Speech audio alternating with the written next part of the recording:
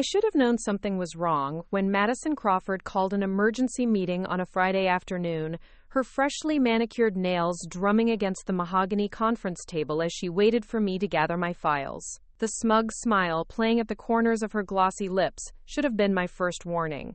But I was too focused on the Hartwell Industries presentation I'd been perfecting for weeks to notice the trap being set around me. 20 minutes later, I was walking out of Crawford Associates marketing with a termination letter in my hand and watching 2 years of meticulous client relationship building crumble because Daddy's little princess thought she knew better. Before we jump back in, tell us where you're tuning in from, and if this story touches you, make sure you're subscribed, because tomorrow I've saved something extra special for you. My name is Sarah Chin, and until that devastating Friday afternoon, I was a senior account coordinator at one of the city's most prestigious marketing firms. At 26, I had worked my way up from an entry-level assistant position through sheer determination and an obsessive attention to detail that my colleagues had learned to respect, even if they sometimes found it exhausting. My corner cubicle might not have been much to look at, but it was strategically positioned where I could observe the entire office floor, monitor client calls, and keep my finger on the pulse of every campaign running through our department. Crawford Associates occupied 3 floors of a gleaming glass tower in the financial district, with floor-to-ceiling windows offering panoramic views of the harbor. The firm specialized in corporate marketing campaigns for Fortune 500 companies, and our client roster read like a who's who of American business. I had joined the company straight out of graduate school, armed with an MBA in marketing and communications, student loan debt that made my stomach clench whenever I thought about it, and a fierce ambition to prove myself in an industry known for chewing up young professionals and spitting them out.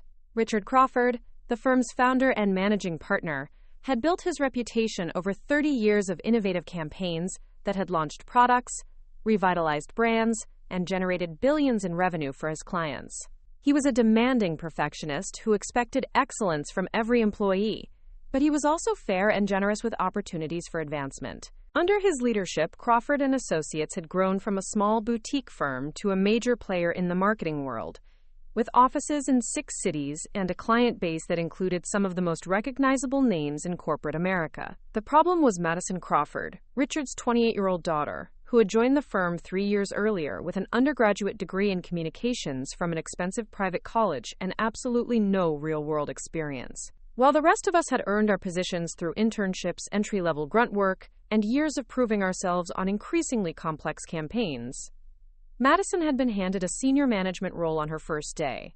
Her official title was Director of Client Relations, a position that theoretically put her in charge of maintaining relationships with our most important accounts. In practice, Madison spent most of her time redecorating her corner office, planning elaborate client entertainment events that served more as social networking opportunities for her personal benefit than actual business development, and inserting herself into high-profile presentations where she could claim credit for work done by others. She had a talent for appearing competent in meetings while contributing nothing of substance, and an even greater talent for positioning herself to receive recognition when campaigns succeeded, while distancing herself from any failures. My relationship with Madison had been professionally cordial, but personally strained from the beginning. She seemed to view me as a threat, perhaps because my work ethic and results-oriented approach highlighted her own lack of meaningful contribution to the firm. While she focused on the glamorous aspects of client relations, schmoozing at expensive restaurants, and attending industry galas, I was the one doing the actual work of managing accounts, developing campaign strategies, and ensuring that client expectations were not just met, but exceeded. The tension between us had escalated over the past year, as my success became increasingly difficult to ignore. I had been the primary coordinator on 3 major campaigns that had exceeded their performance targets, resulting in contract renewals and expanded partnerships that brought millions in additional revenue to the firm. Richard Crawford had begun including me in senior-level strategy meetings and had hinted at a promotion to account manager that would represent a significant step up in both responsibility and compensation. Madison, meanwhile, had been struggling to justify her position, as several clients had begun requesting to work directly with other team members, rather than dealing with her superficial approach to account management. Her attempts to insert herself into successful campaigns had become increasingly transparent, and there were rumors that Richard was considering restructuring the client relations department to focus more on measurable results rather than relationship maintenance that existed primarily on paper. The Hartwell Industries account had become the focal point of our professional rivalry, though Madison remained blissfully unaware of the extent of my involvement in managing the relationship. Hartwell was a mid-sized manufacturing company that had been with Crawford Associates for over 5 years, but their account had been considered somewhat stagnant until I began working with them 18 months earlier. The company's marketing director, Janet Williamson, was a no-nonsense professional who valued substance over style and had little patience for the kind of superficial relationship management that Madison preferred.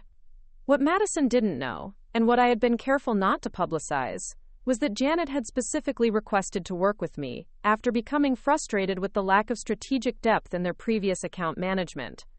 Over the past 2 years, I had developed a comprehensive understanding of Hartwell's business model, competitive challenges, and growth objectives. I had spent countless hours researching their industry, analyzing their target demographics, and developing innovative campaign strategies that had helped them increase market share in 3 key product categories. The relationship had evolved beyond typical client-agency boundaries.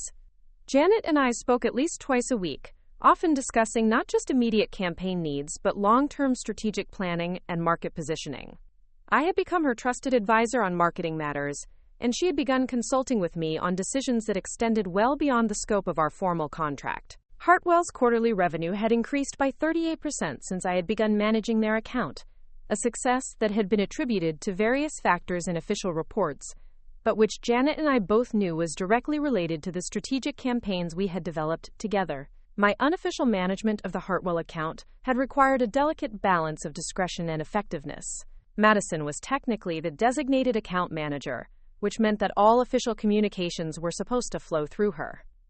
In practice, this arrangement had proven to be a disaster waiting to happen. Madison's approach to client management consisted primarily of scheduling lunch meetings, where she would discuss industry gossip and social events, while avoiding any substantive conversation about campaign performance or strategic objectives.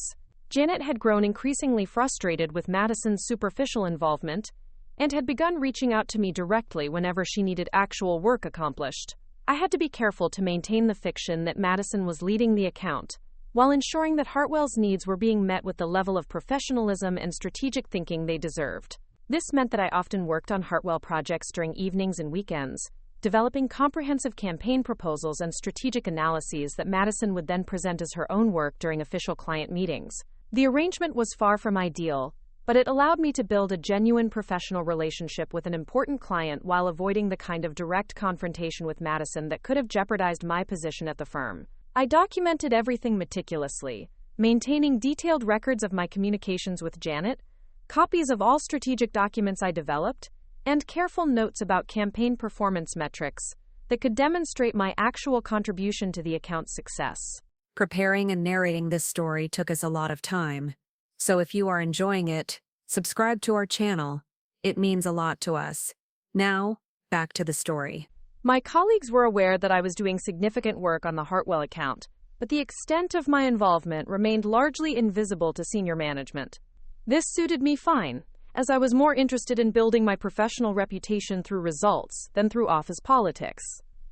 I assumed that my work would eventually speak for itself, and that opportunities for advancement would follow naturally from my track record of success. The warning signs of trouble had been accumulating for weeks before the Friday afternoon meeting that changed everything. Madison had seemed increasingly agitated during team meetings, making pointed comments about junior staff members who didn't understand proper hierarchical boundaries. She had begun scheduling more frequent check-ins with me about my various accounts, ostensibly to ensure proper coordination but clearly to monitor my activities more closely.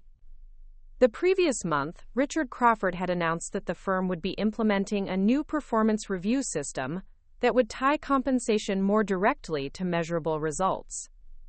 Each account coordinator would be evaluated based on client satisfaction scores, campaign performance metrics, and revenue generation for their assigned accounts. For someone like me who had been consistently exceeding targets, this represented an opportunity for significant advancement. For Madison, whose contribution to client success was difficult to quantify, the new system represented a potential threat to her position. I had sensed Madison's growing anxiety about the performance review process, but I had assumed that her concerns were focused on her own evaluation rather than on undermining other team members. It wasn't until much later that I realized she had been systematically building a case against me, collecting isolated incidents and minor procedural violations that she could present as evidence of my supposed incompetence or insubordination. The morning of the Friday meeting, I had been putting the finishing touches on a comprehensive campaign proposal for Hartwell Industries that would extend our contract for another 2 years while expanding into new product categories. The proposal represented months of research and strategic planning, incorporating detailed market analysis, competitive positioning strategies, and innovative creative concepts that I had developed specifically for Hartwell's unique market challenges. Janet Williamson had been eagerly anticipating the proposal, which we had been discussing in our regular phone conversations for several weeks.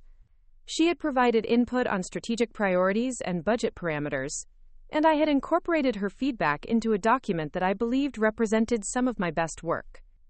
The proposal was scheduled to be presented the following Monday in a meeting that would include senior executives from both companies, and I had been looking forward to the opportunity to demonstrate the strategic thinking and industry expertise I had developed over the past 2 years.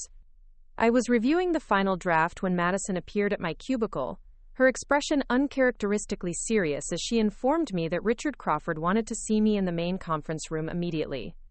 She didn't provide any context for the meeting, but her tone suggested that this was not a routine check-in or project review. I gathered my files and followed her down the hallway, assuming that we would be discussing the Hartwell proposal, or perhaps another high-priority project that required my input. The conference room was empty, except for Madison and Richard's assistant, who was setting up what appeared to be formal documentation on the polished table.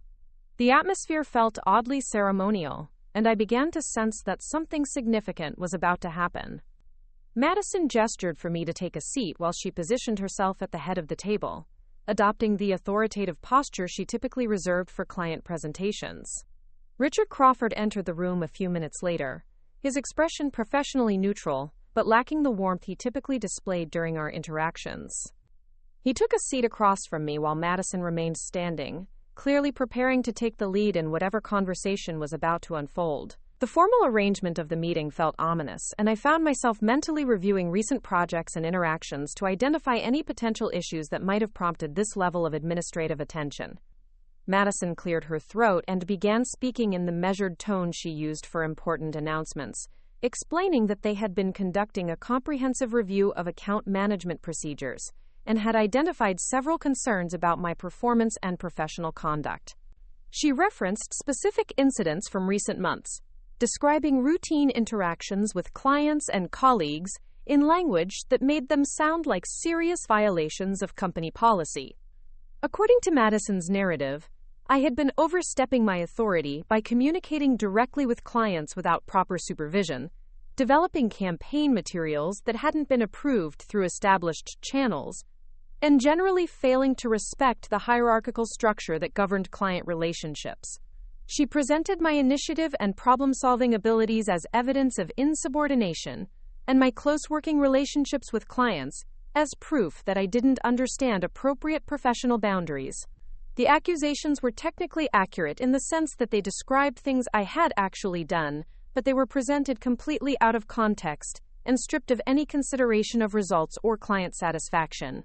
Madison made it sound as though my efforts to provide excellent service to Hartwell Industries and other clients were actually violations of company policy that had created confusion and undermined the established account management structure. Richard Crawford listened to Madison's presentation without comment, occasionally glancing at the documentation she had prepared, but maintaining an expression that revealed nothing about his own perspective on the situation. I waited for an opportunity to respond to the accusations, to provide context for the incidents Madison was describing, or to present evidence of the positive results that had emerged from my approach to client management. Instead, Madison concluded her presentation by announcing that they had decided to terminate my employment immediately, effective as of that afternoon. She explained that while they appreciated my enthusiasm and work ethic, they had determined that I was not a good fit for the company's collaborative culture and professional standards. My position would be eliminated, and my responsibilities would be redistributed among other team members who better understood appropriate boundaries and procedures. The shock of the announcement left me momentarily speechless. I had expected criticism, perhaps even disciplinary action, but I had never imagined that Madison would have the authority or the audacity to fire me outright. The accusation that I was too young and inexperienced to handle complex client relationships was particularly galling, given that my results consistently exceeded those of colleagues who had been with the firm longer, but who approached their work with less strategic thinking and attention to detail. Richard Crawford finally spoke, his tone professionally regretful as he explained that personnel decisions were always difficult, but that they had to prioritize the overall stability and effectiveness of their client service operations. He thanked me for my contributions to the firm and wished me well in my future career endeavors, but he made it clear that the decision was final and not subject to appeal or further discussion. The entire meeting lasted less than 20 minutes, barely enough time for me to process what was happening, let alone mount any kind of defense or explanation. Madison had clearly orchestrated the entire process to minimize my ability to respond or to present alternative perspectives on the incidents she had described. By framing the termination as a matter of professional conduct rather than performance, she had avoided any discussion of the actual results I had achieved or the client relationships I had built. As I gathered my personal belongings from my cubicle under the watchful eye of a security guard, I caught glimpses of my colleagues' confused and sympathetic expressions. Most of them seemed as shocked by my sudden departure as I was, and several made quiet comments of support or disbelief as I packed my few personal items into a cardboard box. The speed and finality of the termination process made it clear that Madison had planned this moment carefully, timing it for a Friday afternoon when most senior staff would be unavailable and when the disruption to office routine would be minimized. The drive home from the office was a blur of competing emotions: shock at the suddenness of the termination, anger at the unfairness of Madison's accusations, and anxiety about the practical implications of suddenly finding myself unemployed. But underneath these immediate concerns was a growing sense of anticipation about the consequences that Madison had failed to consider in her rush to eliminate me as a perceived threat. What Madison didn't know, and what she was about to discover, was that my relationship with Janet Williamson at Hartwell Industries was far more substantial and strategically important than she had realized. Over the past 2 years, I had become not just an account coordinator, but a trusted business advisor, whose departure would create immediate and significant problems for Crawford Associates' ability to maintain the relationship. More importantly, the comprehensive campaign proposal that I had been developing for Hartwell's contract renewal existed only in my files and in my detailed understanding of their business needs and strategic objectives. Madison had never been involved in the substantive planning discussions with Janet, had never reviewed the market research and competitive analysis that formed the foundation of the proposal, and had no understanding of the complex strategic considerations that would need to be addressed in order to maintain Hartwell as a satisfied client. As I sat in my apartment that evening, surrounded by the contents of my office box and trying to process the day's events, I began to realize that Madison's victory might prove to be short-lived. She had succeeded in removing me from the company, but she had also inherited responsibility for maintaining a client relationship that existed primarily because of my work and expertise.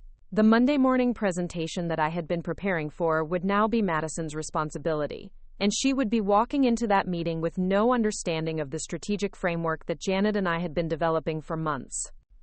The irony of the situation was not lost on me.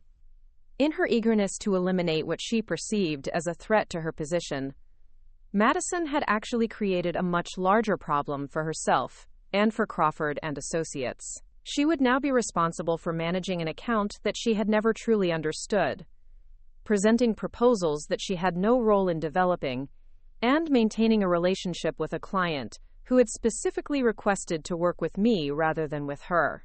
I spent the weekend alternating between job search activities and a growing sense of anticipation about what would unfold when Madison attempted to take over the Hartwell account. I knew Janet well enough to predict that she would not respond favorably to suddenly being handed off to someone with no understanding of their ongoing strategic initiatives and no familiarity with the collaborative approach we had developed over the past 2 years.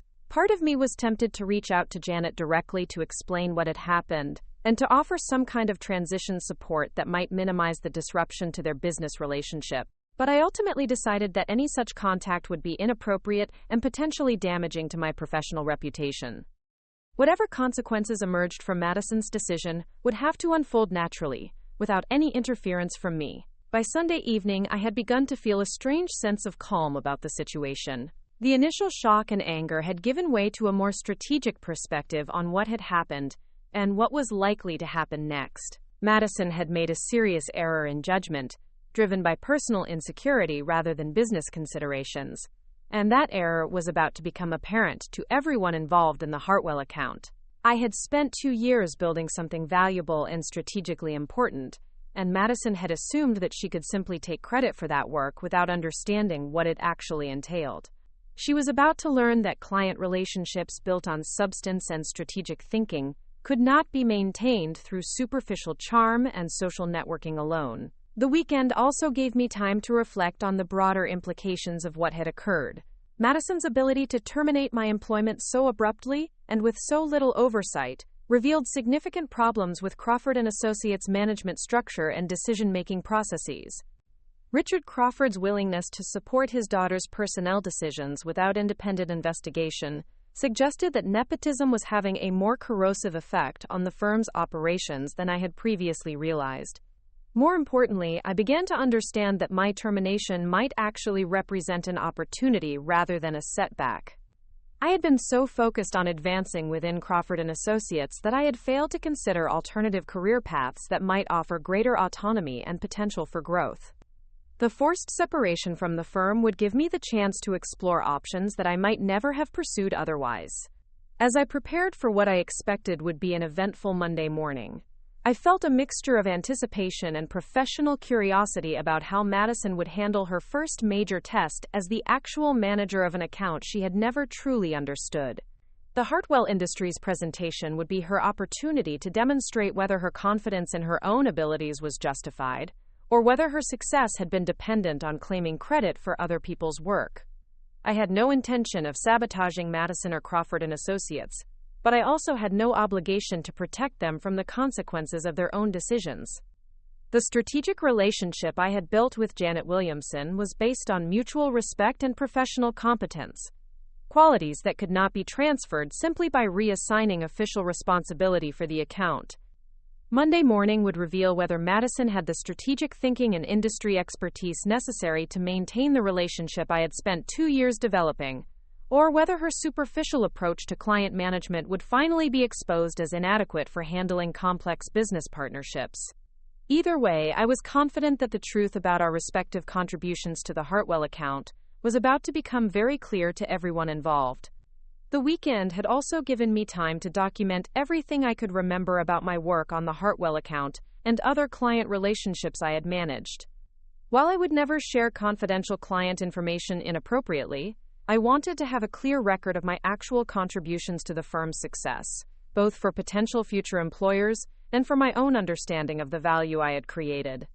By Sunday night, I had compiled a comprehensive portfolio of my work that told a very different story from the one Madison had presented during my termination meeting. The documentation revealed a pattern of strategic thinking, client relationship building, and measurable results that would be difficult for anyone to dismiss as the work of someone who was too young and inexperienced to handle complex client relationships.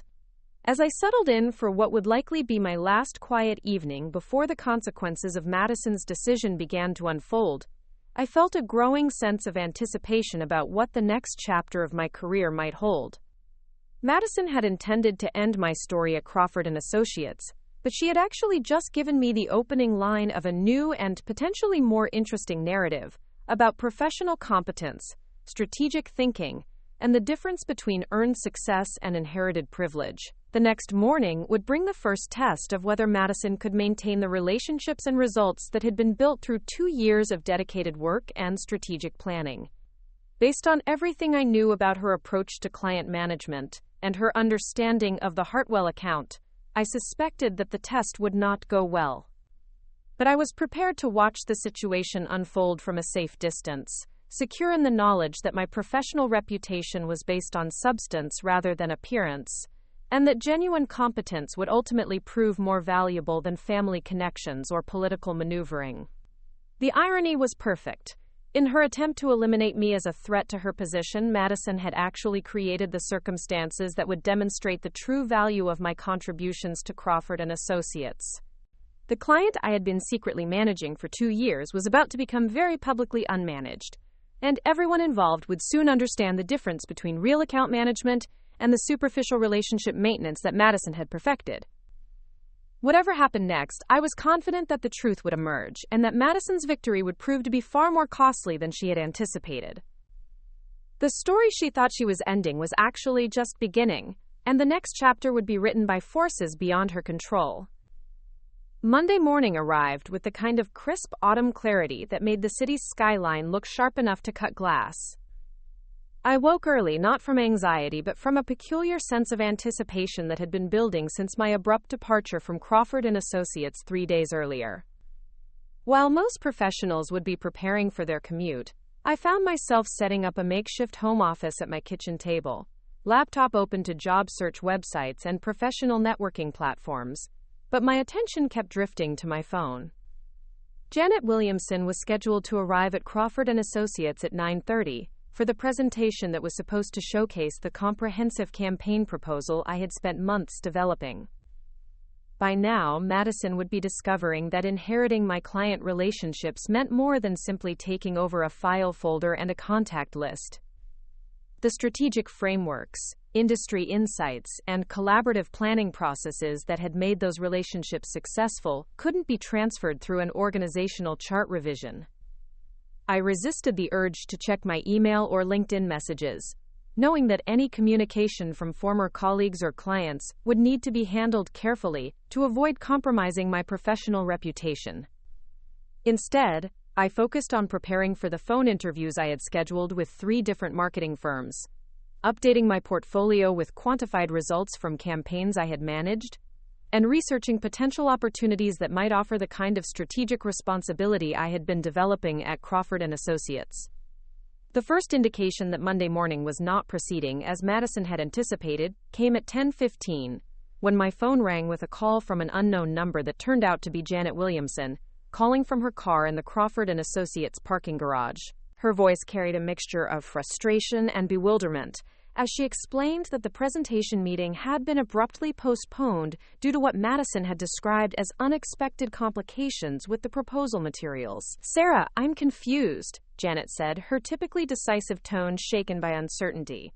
"I just spent an hour in a conference room with Madison Crawford and 2 other people I'd never met before, listening to them present what they called a comprehensive campaign strategy for our contract renewal. But nothing they showed me resembled the concepts we've been discussing for the past 2 months. The market analysis was superficial, the competitive positioning was generic, and the creative concepts looked like they came from a template."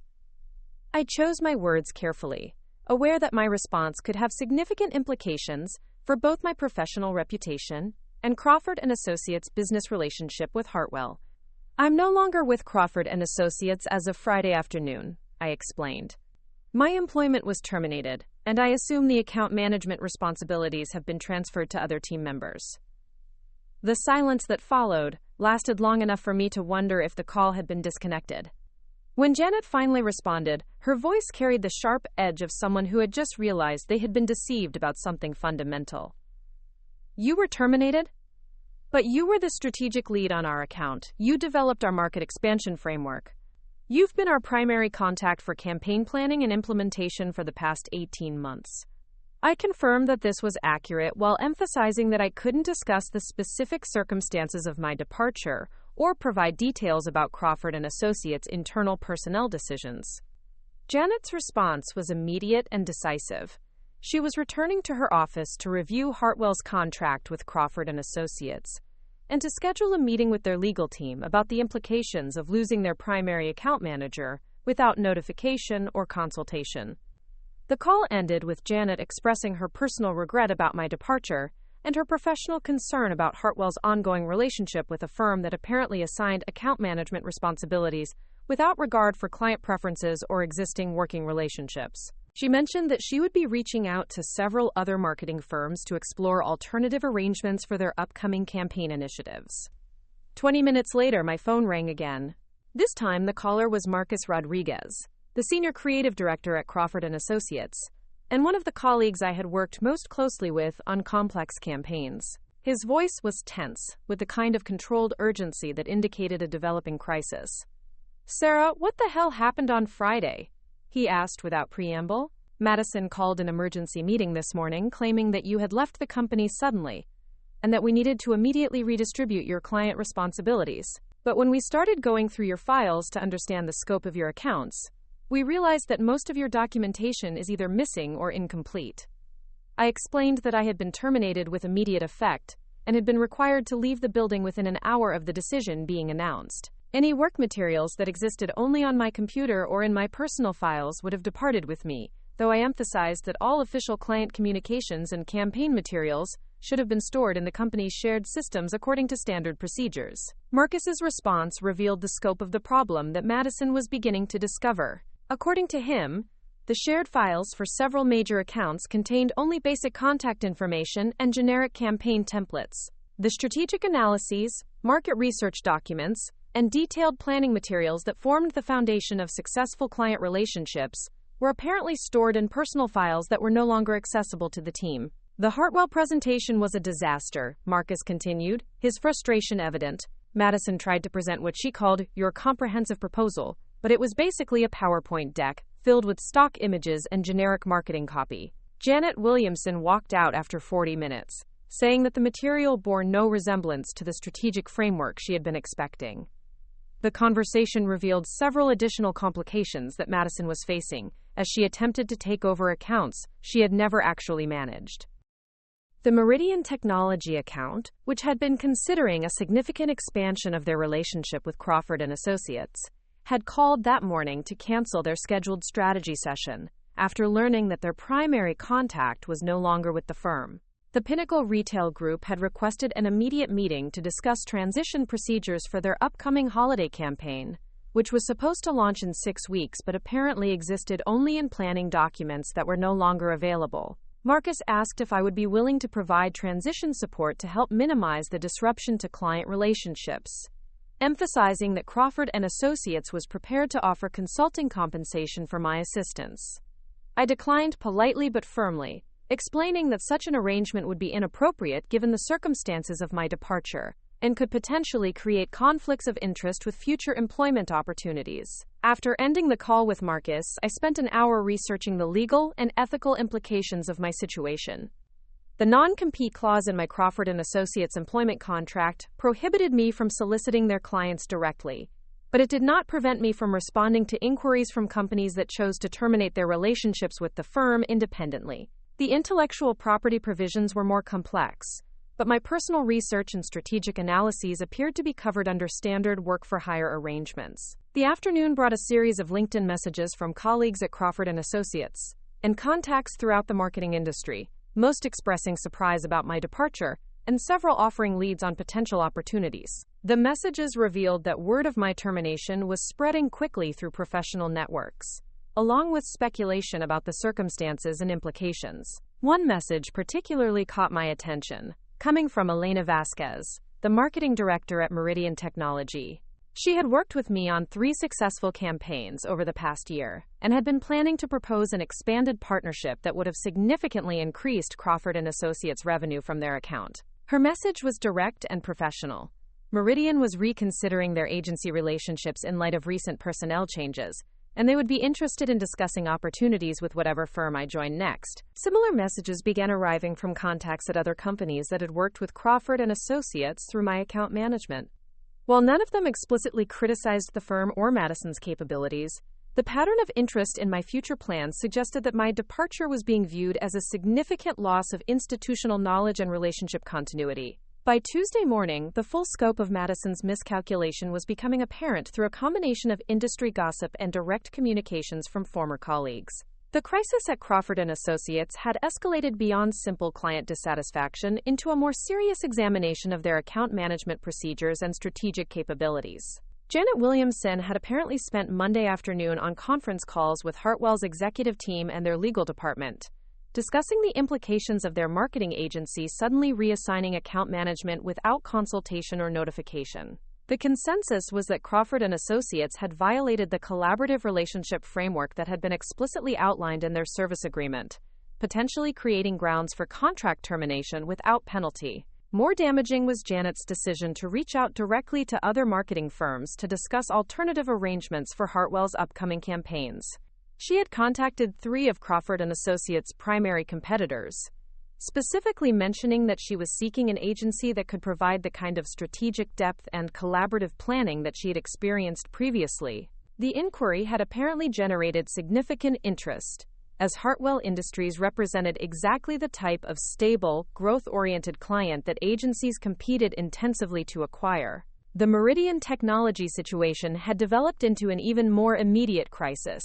Their marketing director had scheduled a meeting with Richard Crawford for Wednesday morning to discuss what she described as a breakdown in communication and strategic continuity following my departure. According to Marcus, who called to update me on the developing situation, Meridian was threatening to suspend all campaign activities until Crawford and Associates could demonstrate that they had adequate resources and expertise to manage their account effectively. The Pinnacle Retail Group had taken the most dramatic action, formally requesting the immediate return of all campaign materials and market research that had been developed for their holiday initiative. Their legal team had sent a letter stating that the departure of their primary account manager without notification constituted a material change in service delivery that justified termination of their contract for cause. Madison's response to these escalating crises revealed both her inexperience and her fundamental misunderstanding of client relationship management. According to several sources, she had attempted to address the concerns by emphasizing her official title and authority, apparently assuming that organizational hierarchy would be sufficient to maintain client confidence. Her communications with concerned clients had focused on reassuring them about Crawford and Associates' overall capabilities, rather than addressing the specific strategic and collaborative elements that had made their relationship successful. The approach was not only ineffective but actively counterproductive, as it highlighted the disconnect between Madison's superficial understanding of account management and the substantive strategic work that clients had valued.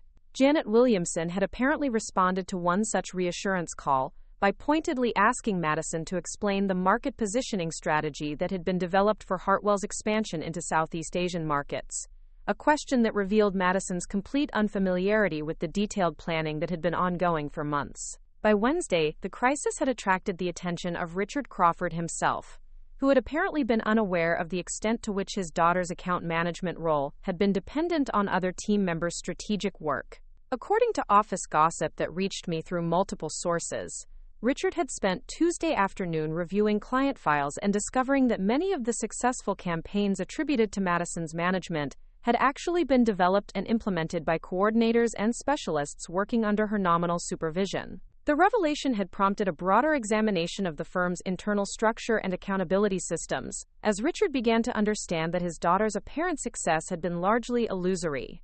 Several long-term employees had apparently used the crisis as an opportunity to raise concerns about the impact of nepotism on company culture and operational effectiveness, creating a management problem that extended well beyond the immediate client relations issues. Marcus called again on Wednesday evening to report that Richard Crawford had scheduled an all-hands meeting for Thursday morning to address what he was calling structural challenges in their account management processes. The meeting agenda apparently included discussions of new oversight procedures, revised client communication protocols, and what Marcus described as a comprehensive review of personnel assignments and performance metrics. "I think Madison is finally realizing that she's in over her head," Marcus told me, his voice carrying a mixture of sympathy and professional concern. "She spent most of Tuesday trying to recreate your strategic analyses for the Hartwell account, but she doesn't have access to your research sources or understand the methodological framework you used. She asked me to help her prepare talking points for the client retention meetings, but I had to tell her that I was never involved in the strategic planning discussions." The conversation revealed an additional complication that Madison was facing as she attempted to manage the fallout from my departure. Several other team members had apparently been providing support for accounts that were officially assigned to her, but their assistance had been informal and undocumented. Without my coordination and strategic oversight, these collaborative arrangements were breaking down, leaving Madison to handle complex client relationships that she had never fully understood or managed independently. Thursday morning brought news that the situation had reached a critical point with the loss of the Hartwell Industries account. Janet Williamson had sent a formal letter to Richard Crawford, stating that Hartwell was terminating their relationship with Crawford and Associates immediately, citing breach of contract related to unauthorized changes in account management personnel. The letter specifically mentioned that Hartwell had been assured of continuity in strategic planning and account coordination, assurances that had proved to be inaccurate. More significantly, Janet had apparently included in her termination letter a detailed description of the strategic work I had performed for Hartwell over the past 2 years, work that she noted had never been formally acknowledged or properly compensated by Crawford and Associates. Her letter suggested that the firm had been taking credit for strategic analyses and campaign development that had been performed by junior staff members without appropriate recognition or oversight. The Meridian Technology meeting had also concluded unsuccessfully, with their marketing director deciding to suspend all campaign activities pending a comprehensive review of their agency relationships. She had apparently expressed particular concern about Crawford and Associates' ability to provide strategic continuity and had requested detailed documentation of the methodologies and research frameworks that had been used in previous campaigns, documentation that Madison was unable to provide. Elena Vasquez had followed up on her LinkedIn message with a formal email offering me a consulting opportunity to help Meridian transition their marketing initiatives to a new agency structure. The offer was carefully worded to avoid any suggestion of client solicitation, but it clearly indicated that Meridian was planning to end their relationship with Crawford and Associates and was interested in maintaining continuity with the strategic approaches I had developed. By Friday morning, exactly 1 week after my termination, the full consequences of Madison's decision were becoming apparent to everyone involved. Crawford and Associates had lost 3 major accounts representing approximately 40% of their annual revenue, and 2 additional clients had requested meetings to discuss concerns about service continuity and strategic planning capabilities. The crisis had also attracted attention from industry publications, with one trade magazine running a brief item about account management challenges at mid-sized marketing firms. While the article didn't mention Crawford and Associates by name, it discussed the risks of personnel changes in client-facing roles and the importance of institutional knowledge in maintaining long-term business relationships. Richard Crawford had apparently scheduled individual meetings with several long-term employees to discuss the structural problems that had contributed to the crisis, and there were rumors that he was considering significant changes to the firm's management structure and accountability systems. Madison's role as Director of Client Relations was reportedly under review, with some speculation that her responsibilities would be redistributed among more experienced account managers. The personal toll on Madison was becoming evident through reports from colleagues who described her as increasingly defensive and isolated within the office environment. Her attempts to blame the crisis on my allegedly incomplete documentation and inadequate transition procedures had been undermined by the discovery that most successful campaigns had relied on strategic work that she had never been involved in developing. Marcus reported that Madison had spent Thursday afternoon in closed-door meetings with her father, apparently trying to explain how her official management of several accounts had been dependent on coordination and support that she had not adequately understood or documented. The conversations had apparently been difficult, as Richard began to realize that his daughter's professional success had been largely dependent on other people's work. The situation had also created broader morale problems within Crawford and Associates, as other employees began questioning the fairness of promotion and recognition systems that had allowed someone to receive credit for work they had not performed. Several team members had apparently requested meetings with human resources to discuss their own career development and compensation, in light of the revelations about how account management responsibilities had actually been distributed. As I prepared for what would be a busy weekend of job interviews and portfolio presentations, I reflected on the swift and comprehensive nature of the consequences that had followed my termination. Madison's assumption that she could simply inherit the results of my strategic work without understanding the processes and relationships that had created those results had proved to be fundamentally flawed. The clients who had valued my analytical approach and collaborative planning style were not willing to accept superficial relationship management as an adequate substitute. The strategic frameworks and market insights that had made campaigns successful could not be transferred through organizational charts or PowerPoint presentations. The professional relationships I had built over 2 years were based on demonstrated competence and mutual respect, qualities that could not be claimed through job titles or family connections. Most importantly, the crisis had revealed the difference between apparent success and actual contribution. Madison's impressive portfolio of client accounts had been built on a foundation of other people's work. And when that foundation was removed, the entire structure had collapsed with remarkable speed. The weekend brought a flood of new opportunities as word of my availability spread through professional networks. 3 different marketing firms requested interviews, 2 consulting companies expressed interest in project-based work, and 1 client had approached me directly about potentially joining their in-house marketing team. The response from the industry was gratifying, but it also highlighted how much my professional reputation had been constrained by working within Crawford Associates' hierarchical structure.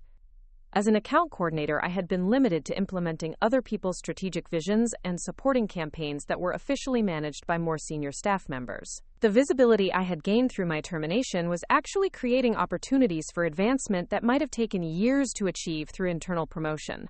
Elena Vasquez had scheduled a formal meeting for Monday morning to discuss Meridian Technologies' marketing initiatives and explore potential consulting arrangements. Janet Williamson had sent a LinkedIn message expressing her personal regret about the situation at Crawford Associates and mentioning that Hartwell Industries would be interested in maintaining a professional relationship once I had established new agency affiliations. Several other former clients had reached out through various channels, creating a network of potential opportunities that extended well beyond what I had imagined possible while working within the constraints of my previous position. The professional relationships I had built through strategic thinking and collaborative problem-solving were proving to be more valuable and portable than I had realized.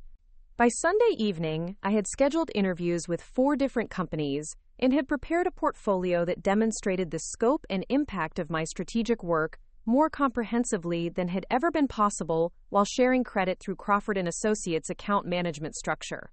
The crisis that Madison had created by terminating my employment was actually accelerating my career development in ways that would have been impossible within the limitations of my previous role. The irony was perfect and profound.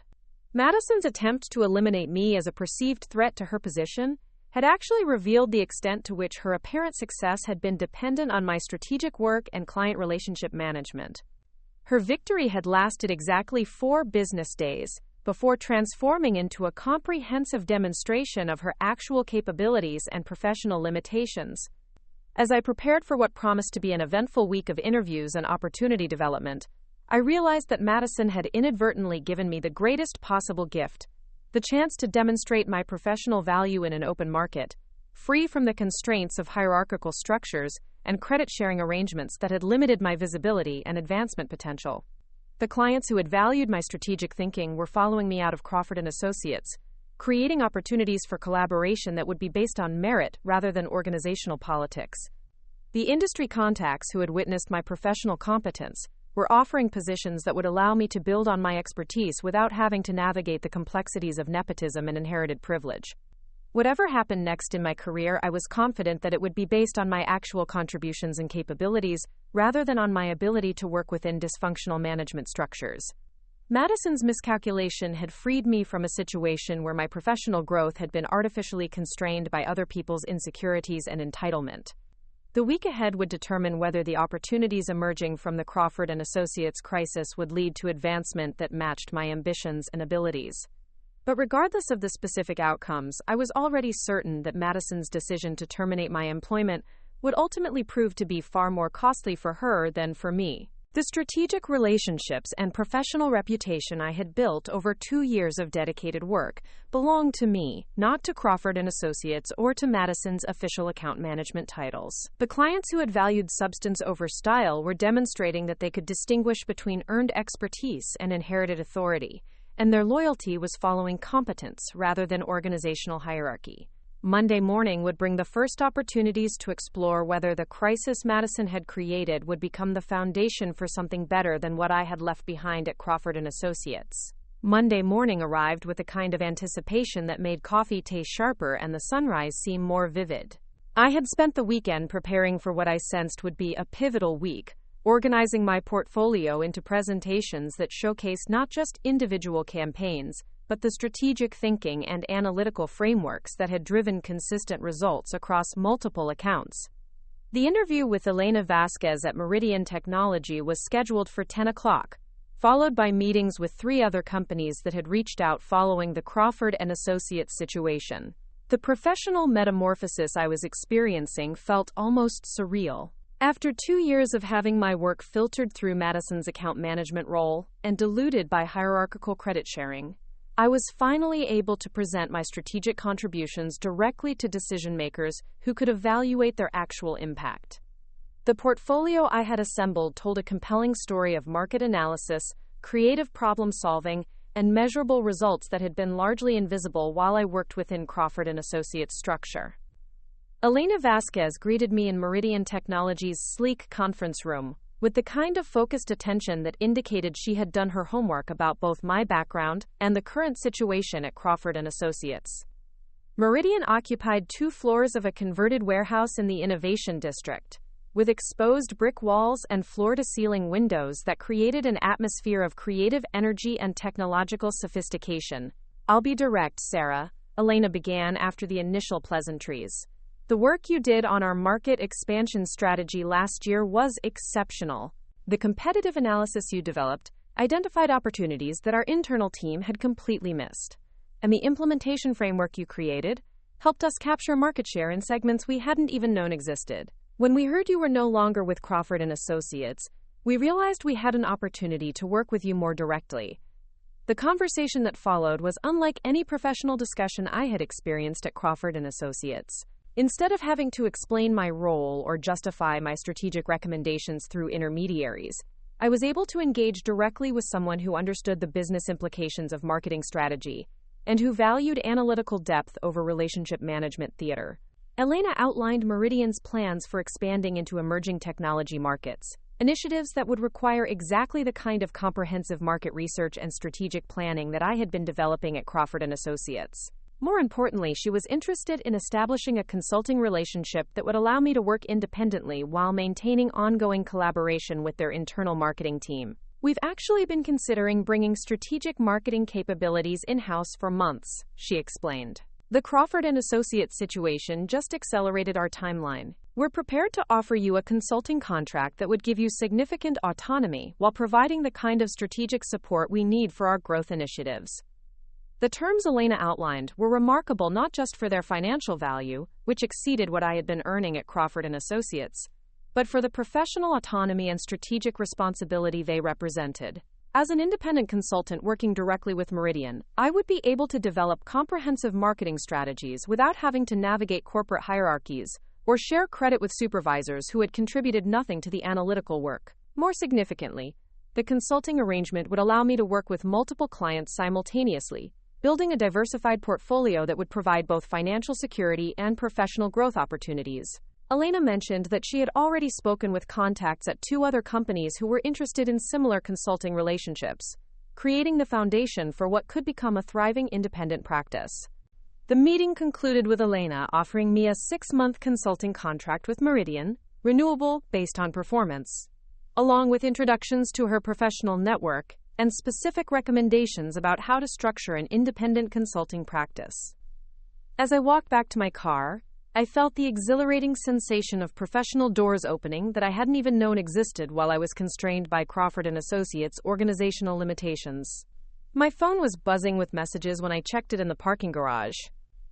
3 missed calls from Marcus Rodriguez, 2 LinkedIn messages from former colleagues, and an email from a recruitment firm that specialized in marketing and communications positions. The velocity of opportunity development was almost overwhelming after 2 years of carefully managed career advancement through corporate channels. Marcus answered his phone on the first ring, his voice carrying the strained excitement of someone dealing with a rapidly evolving crisis. "Sarah, I know you can't comment on specifics, but I need you to understand what's happening here. The situation has gone completely off the rails. We lost 2 more accounts this morning, and Richard has called an emergency board meeting for tomorrow to discuss what he's calling structural management issues." The update Marcus provided painted a picture of comprehensive organizational dysfunction that went well beyond the immediate client relationship problems. Pinnacle Retail Group had not only terminated their contract, but had also filed a formal complaint with the American Marketing Association about Crawford Associates' account management practices. Their complaint specifically mentioned the firm's failure to disclose that strategic work had been performed by junior staff members who were not officially assigned to their account. Hartwell Industries had apparently taken even more dramatic action, reaching out directly to several other Crawford Associates clients to warn them about what Janet Williamson was describing as deceptive account management practices. Her communications had apparently been professional but devastating, focusing on the disconnect between Crawford Associates' official account structure and the actual sources of strategic work and client relationship management. "The worst part is that Madison has completely shut down," Marcus continued. "She's been in her office with the door closed since Thursday, and when clients call asking for her specifically, she's been transferring them to other people or claiming she's unavailable. It's like she's finally realized that she has no idea how to actually manage these accounts without your strategic support." The conversation revealed additional complications that were beginning to affect Crawford Associates' reputation throughout the marketing industry. 2 trade publications had apparently received tips about the situation and were investigating stories about nepotism and misrepresented expertise at mid-sized marketing firms. While the articles hadn't been published yet, the inquiries had prompted nervous conversations among clients and competitors, who were beginning to question the firm's actual capabilities. More damaging was the revelation that several long-term employees had approached Richard Crawford directly to discuss concerns about promotional practices and credit attribution within the firm. According to Marcus, these conversations had opened Richard's eyes to a pattern of problems that extended well beyond Madison's specific situation, including questions about how other family members and personal connections had been advanced within the organization. "I think Richard is finally understanding that his daughter was essentially a figurehead for work that other people were doing," Marcus said. "But now he's also realizing that the problem is bigger than just Madison. The whole company culture has been built around appearance rather than substance, and that foundation is collapsing under scrutiny." The afternoon brought additional confirmation that the Crawford Associates crisis was having industry-wide implications. A recruitment specialist called to discuss opportunities with firms that were specifically seeking professionals with proven track records in strategic marketing and client relationship management. The recruiter mentioned that several companies had heard about the Crawford Associates situation and were actively looking to hire talent that could help them avoid similar account management problems.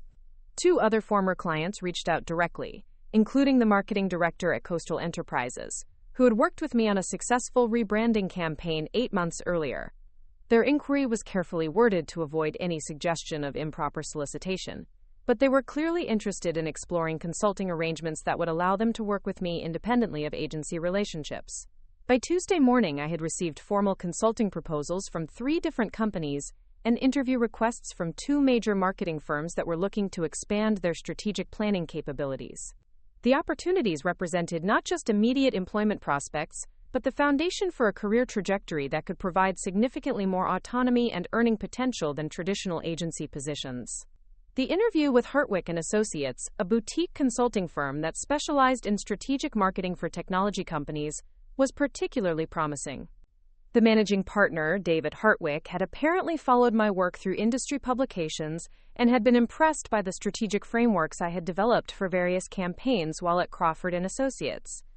"What interests us about your background," David explained during our meeting, "is that you've consistently delivered strategic results while working within institutional constraints that would have limited most professionals. The analytical depth you've demonstrated suggests someone who could thrive in an environment where strategic thinking is the primary value proposition rather than a supporting service." Hartwell Associates was considering expanding their team to include specialists who could work directly with client companies on comprehensive marketing strategy development. The position they outlined would involve leading cross-functional teams, developing market entry strategies for emerging technologies, and providing ongoing strategic guidance to companies navigating complex competitive environments. The role represented everything I had hoped to achieve eventually through advancement at Crawford Associates, but with the additional benefit of working with clients who specifically valued strategic expertise over relationship management. The compensation package included not just a significant salary increase, but also profit-sharing arrangements that would provide direct financial rewards for successful strategic outcomes.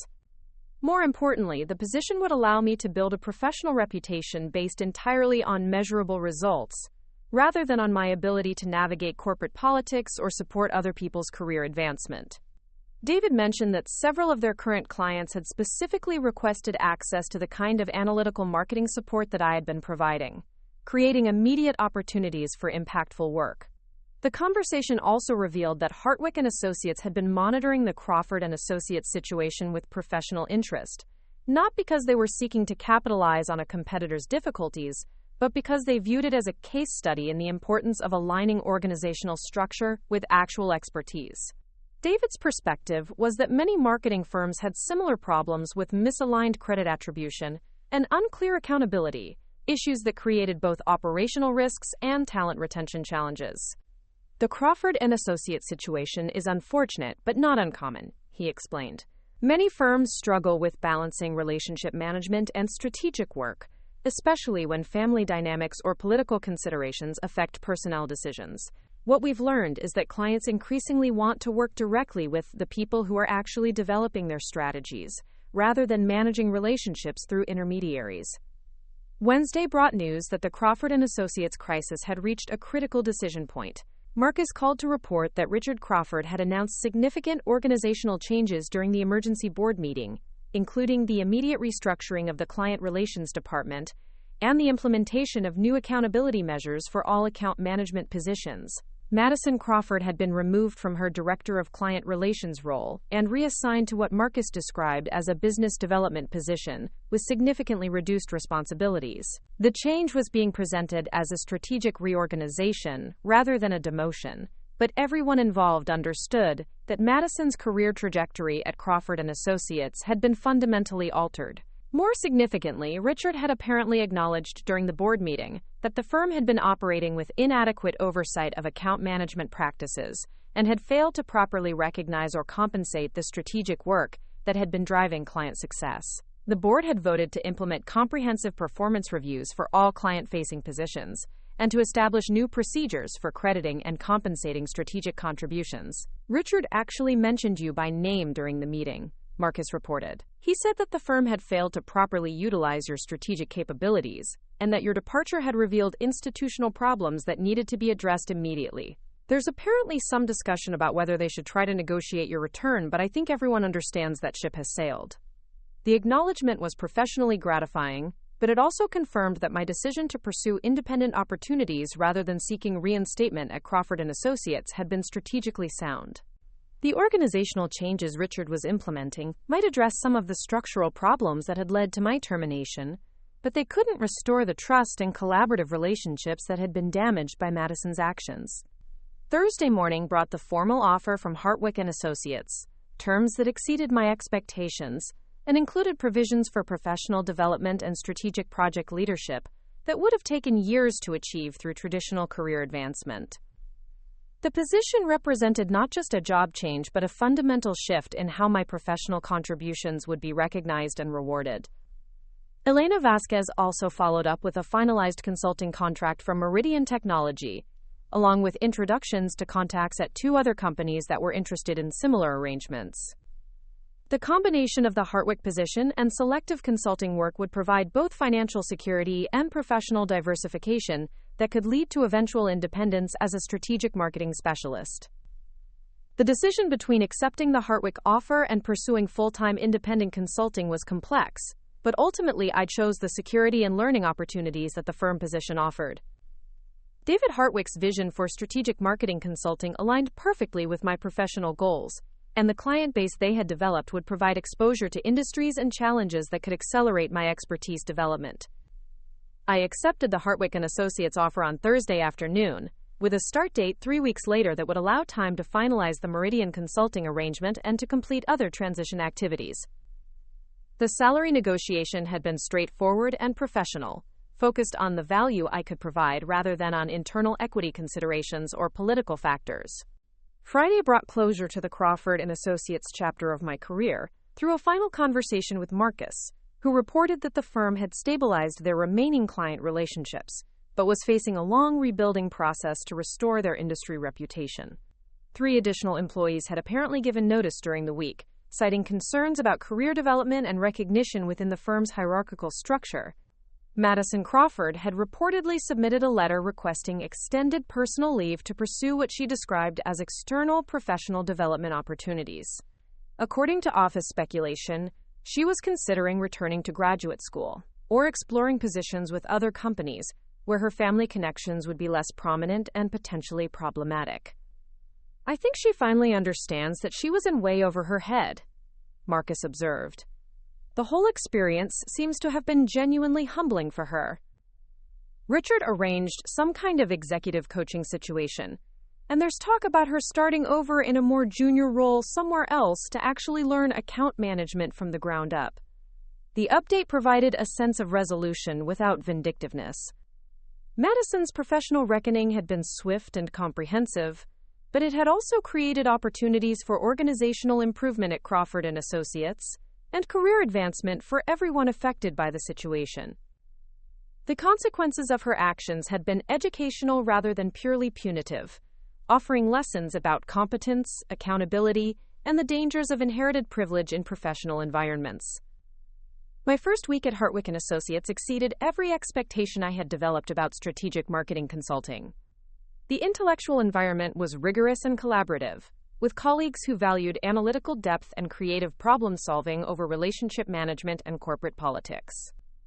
My first project involved developing a market entry strategy for a biotechnology company expanding into European markets, work that required exactly the kind of comprehensive research and strategic thinking that I had been developing over the past 2 years. David Hartwell had assigned me to lead a cross-functional team that included specialists in regulatory affairs, competitive intelligence, and cultural adaptation, creating in a collaborative environment where strategic thinking was the primary currency rather than a supporting skill. The client engagement was structured to reward innovative solutions and measurable results rather than relationship maintenance or procedural compliance.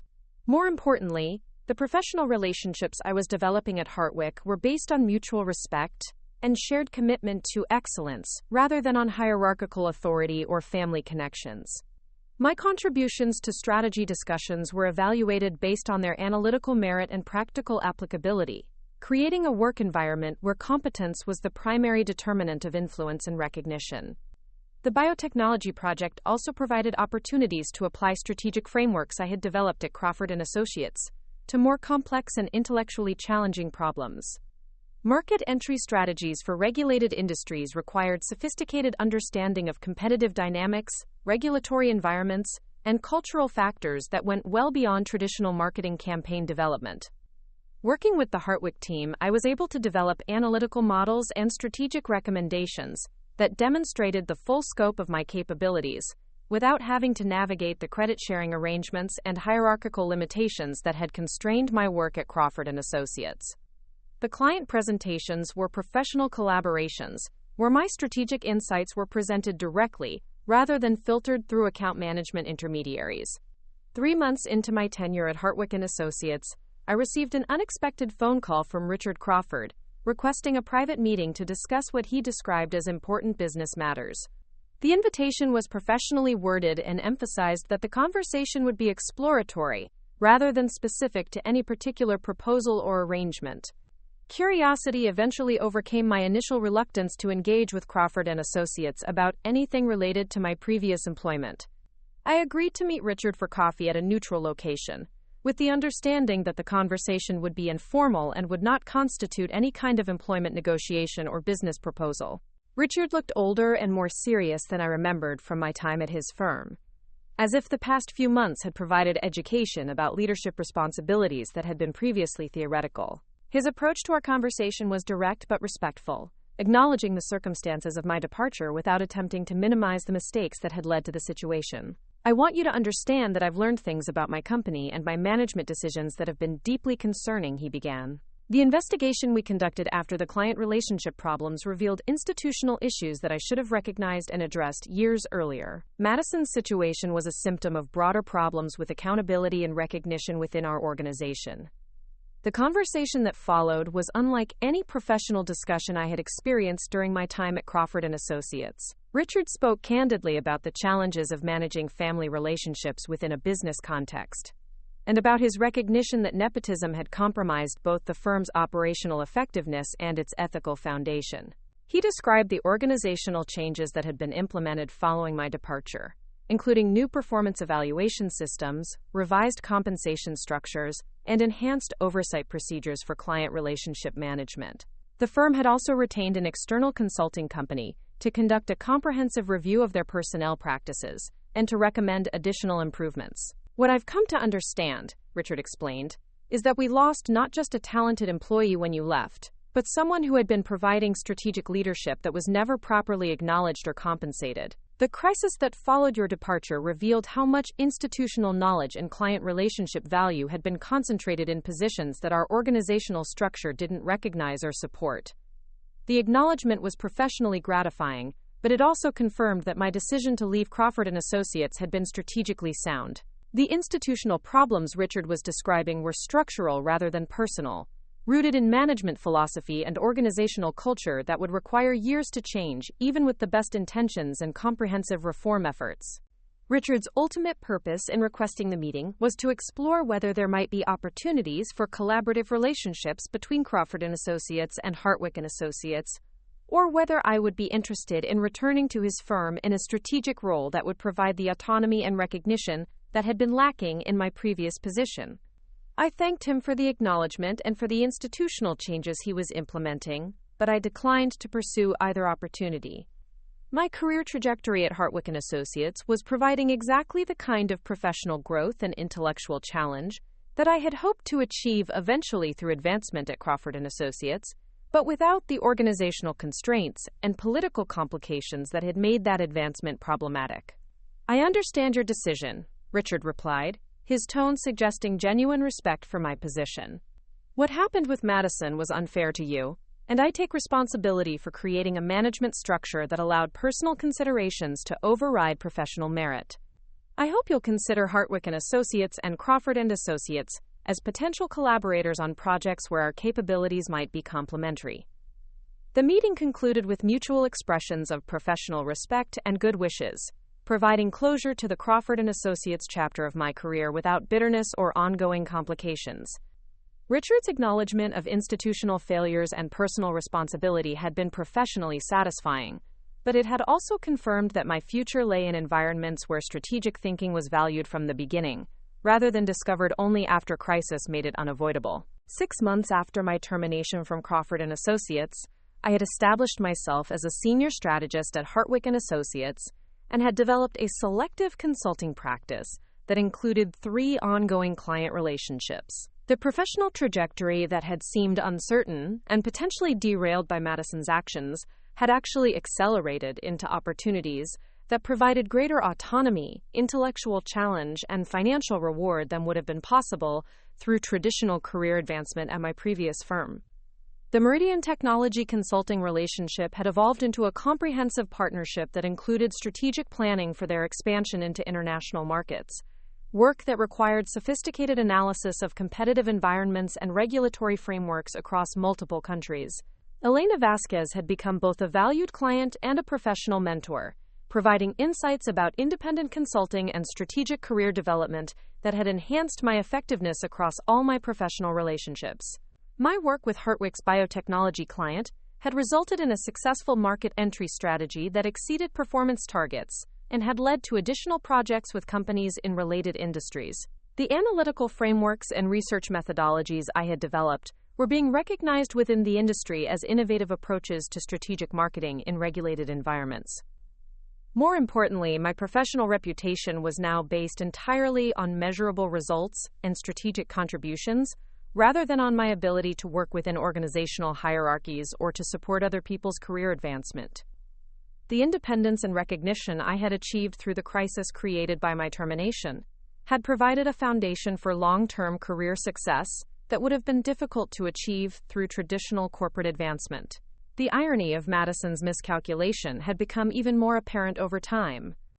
Her attempt to eliminate me as a perceived threat to her position had actually freed me from institutional constraints that had been limiting my professional growth and had accelerated my development into exactly the kind of strategic specialist that she had been pretending to be. The clients who had valued my analytical approach and collaborative planning style had followed me into new professional relationships that provided both continuity and opportunity for advancement. The strategic frameworks and industry expertise I had developed belonged to me rather than to Crawford Associates, and they had proved to be more portable and valuable than I had realized while working within corporate structures. The professional relationships I had built through competence and mutual respect had survived the transition and had actually strengthened as they evolved into arrangements based on direct collaboration rather than hierarchical intermediation. Janet Williamson at Hartwell Industries had become a valued contact who regularly provided referrals and industry insights, creating opportunities that extended well beyond our original working relationship. Elena Vasquez had introduced me to her network of technology marketing professionals, generating consulting opportunities and collaborative relationships that had expanded my expertise into new industries and strategic challenges. The reputation I had developed for analytical depth and innovative problem-solving was creating a pipeline of opportunities that would support long-term career growth. Most significantly, I had learned that professional success based on genuine competence was more sustainable and rewarding than advancement achieved through organizational politics or hierarchical maneuvering. The strategic thinking and analytical capabilities that had driven my success were skills that belonged to me permanently, creating value that could be applied across different professional contexts and client relationships. The contrast between my current situation and the constraints I had experienced at Crawford Associates was striking. Instead of having to share credit for strategic work or navigate complex approval processes for innovative approaches, I was able to develop and implement solutions based on their analytical merit and practical effectiveness. The financial rewards of independent consulting and strategic specialization had exceeded what would have been possible through traditional corporate advancement, providing both security and flexibility that allowed me to be selective about projects and professional relationships. The autonomy to choose clients and challenges based on intellectual interest and strategic value had created a work environment that was both professionally fulfilling and personally sustainable. As I reflected on the comprehensive transformation that had resulted from Madison's decision to terminate my employment, I realized that her miscalculation had been even more beneficial than I had initially understood. The crisis she had created had forced me to discover professional capabilities and opportunities that I might never have explored while working within the comfortable but limiting structure of corporate employment. The strategic relationships and industry expertise I had developed were now assets that I controlled directly, rather than resources that could be arbitrarily reassigned or undervalued by organizational hierarchies. The professional reputation I had built was based on results that could be demonstrated and verified, rather than on titles or positions that could be influenced by political considerations. Madison's attempt to claim credit for my strategic work had ultimately revealed the difference between genuine competence and inherited privilege, not just to me but to clients and industry professionals who were positioned to provide opportunities for advancement. Her failure to maintain the relationships and results that had been built through my work had demonstrated the importance of substance over appearance in ways that had enhanced rather than damaged my professional standing. The comprehensive collapse of her apparent success had created a case study in the limitations of nepotism and the importance of earned expertise that had become part of industry discussions about talent development and organizational effectiveness. The lessons learned from the Crawford Associates situation had influenced how other firms approached account management and strategic planning, creating broader awareness of issues that affected the entire marketing industry. Looking toward the future, I was confident that the foundation I had built through strategic thinking and collaborative relationship management would continue to create opportunities for professional growth and intellectual challenge. The independence I had achieved through the crisis created by my termination provided a platform for long-term career development that was based on merit rather than organizational politics. Madison's decision to fire me for being too young and inexperienced had proved to be not just professionally costly for her and Crawford Associates, but personally transformative for me in ways that had exceeded my most optimistic expectations for career advancement. The strategic capabilities she had dismissed as inadequate had become the foundation for professional success that surpassed anything I could have achieved while working within the limitations of her supervision. The client I had been secretly managing for 2 years had become the catalyst for opportunities that had revealed the true value of strategic expertise and collaborative relationship building. The competence that Madison had failed to recognize or properly utilize had become the distinguishing characteristic that set my professional trajectory apart from colleagues who remained constrained by traditional corporate hierarchies. The story that had begun with betrayal and professional disappointment had evolved into a demonstration of how genuine expertise could triumph over inherited privilege, and how strategic thinking could create value that extended far beyond individual career advancement. The resolution had been more comprehensive and satisfying than any form of traditional workplace justice could have provided. Up next, you've got 2 more standout stories right on your screen. If this one hit the mark, you won't want to pass these up. Just click and check them out.